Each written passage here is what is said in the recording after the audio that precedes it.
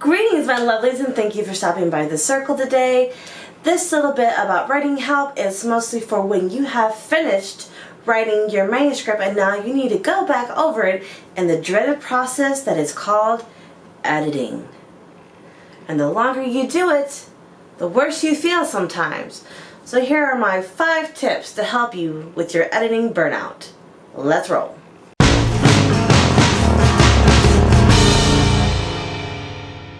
Editing and revision, I kind of do them simultaneously. I call them the same thing. That's just how I am. If it's not, and for you they're 2 different things, whatever, it's your jam. But for me, it's all the same. Grammar, flow, structure, I like to handle all that in one go because that's how my mind works as a whole. So anywho's, anyone who's a writer and who's finished a manuscript and is going over it knows that after a while your eyes start to cross, you get tired. This is the process where you sort of hate your manuscript. Because while we are all working to just get the words on the paper and we understand that they're not perfect and that we can fix them later, when it comes time to that fixing it later part, that's when a lot of the self-loathing really starts to come in. Or at least for me. I can't speak for everyone else, but I know that for me, the editing and revising process is when I hate my book the most. It's like, oh, what is this garbage? So, the longer your book is, the more likely it is that you're going to start to get burnt out on going over everything with a 5-tooth comb. Step number 1, to stop that, is take a break. Before you jump right into your editing, revising, all that fun hoopla, put it aside. Don't touch it for a week. And that's really what I'm going to recommend, is a solid 7 days. Try not to think about it. Don't open it. Nothing. Get out of your writing space. Don't touch your laptop or whatever it is that you're using to write. Go do something else. Go for a walk in the park. Go socialize with people, if you have friends or whatever, go out for drinks, go watch a movie, get caught up on your to-read pile. Just do something that is not writing related at all. Now, if you still want to work on like your author platform and with your social media stuff, that's fine, but just don't think about your manuscript. So that way when you come back, your brain has had a chance to cool off and you can come to it with an objective eye and not like, oh my god, oh my god, oh my god, oh my god. Step number 2, chunk that bitch. Break it up into smaller chunks. One time, I did my entire novel.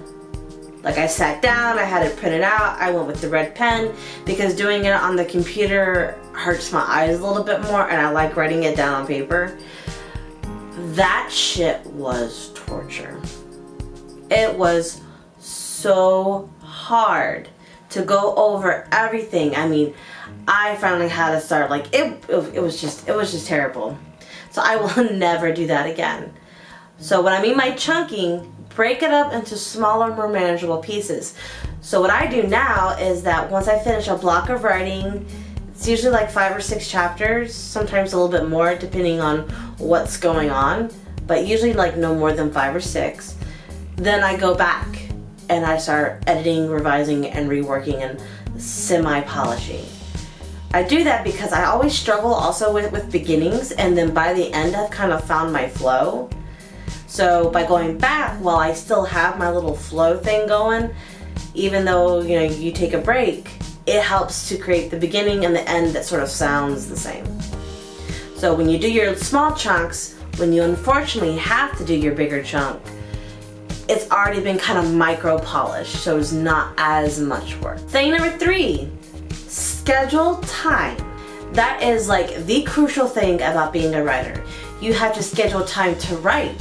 You have to schedule time for your social media and your platforming, and you need to schedule time for editing. So let's just say you finished, you're taking a break, you're ready to go, and you're like, well, I don't want to do this every single day because it's gonna kill me, because it's a long process. So let's do it like every other day or twice a week. That way you can still do it, sit down for a chunk of time, and still recharge yourself so that it's not killing you. Or on the other side, you can go, okay, well, I'm gonna edit for an hour to 2 hours a day. That is still breaking it down even more to a manageable chunk that will not leave you praying to the muses for someone to just kill you because your writing is terrible and you suck, but you don't. But that's how our heads work. Thing number 4, find some music to groove to. I love writing to music. If you're not a big writing to sound person, then put your favorite TV show on Netflix, something that, you know, can just sort of help you feel whatever it is that you need to feel to be at peace. Like, I also like listening to ambient mixers, especially like the Hogwarts themed ones, especially the Ravenclaw household, because I am a Ravenclaw, so it kind of works for me. But those are just very non-obtrusive sounds that play on a continuous loop, and they can help you be in the right frame of mind to sit for longer spells, to work, to write, to edit. So find whatever it takes to keep you in a jamming situation and go do it. And number 5, the most important thing, nothing will be perfect. Your book will never be what you sort of have in your head. Like, you can always go back and perpetually fix and tweak and polish, and you could work on literally one chapter for the rest of your life and never be happy with it because something is not right, or you perceive something to not be right. I'm not saying don't try to polish it, but I'm also trying to say is that we as creators can never achieve the level of perfection that's in our head, because we don't even know how to create that, and it's like a never achieving thing. I don't even know what I'm trying to say, but it's basically, it's unattainable. That's the word I'm looking for. It is unattainable, that level of perfection that we are striving for, and we will always strive for it.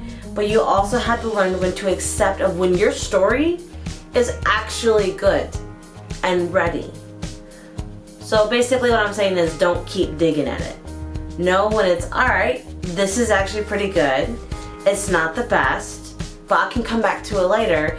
And who knows, when you do that and just accept the imperfections in your book, and I'm not talking like glaring things, like I can hear people yelling at me like I don't know what I'm talking about, and maybe I'm just not explaining it correctly. But realizing what it is versus what you want it to be is just gonna help you so much in life. Like, accepting the realities. Like, nothing is perfect. There is no such thing as perfect. Even best-selling authors have people who gripe about mistakes or plot holes or weird threads of whatever in their books. So if best-selling authors still have those issues, it's okay for you to have those issues, because you're never gonna please everybody. And that's what writers tend to struggle with a lot. We try to please as many people as possible, but there's really kind of only one person that you need to please: yourself. So if you're happy with it, and if you think it's the best that it's ever gonna get, then stop. Don't worry about what little Joe Schmuckatelli down the street's gonna say about it, because he may not like it, and that's his problem, not yours. So there you have it. Those are my 5 things to help keep you from burning yourself out while you are editing and revising your story. If you have other suggestions yourself, please comment below so that we can help each other. Like, this is a very stressful time for a lot of people, is going back over their book. So if you have any things that help you keep your sanity, please share. Be nice to the class and the world. And before you go, do not forget to check out my social media, especially my Facebook, wherever it's at. It's going to be in one of these 2 corners, to fill out a form to enter for a chance to win a free book of your choosing, purchased by yours truly. Yeah, I'm gonna add to your book addiction, so sue me. And if you like what I do and want to help me keep on doing it, please become a Patreon supporter today. You will get early access to my short story Nameless, as well as character snapshots to my current work, The Serpent's Coils, and access to my behind the scenes information. And a bunch of other stuff that's kind of pretty cool. So yeah. Anywho's, I am signing off. I will see you all later around the circle. Bye.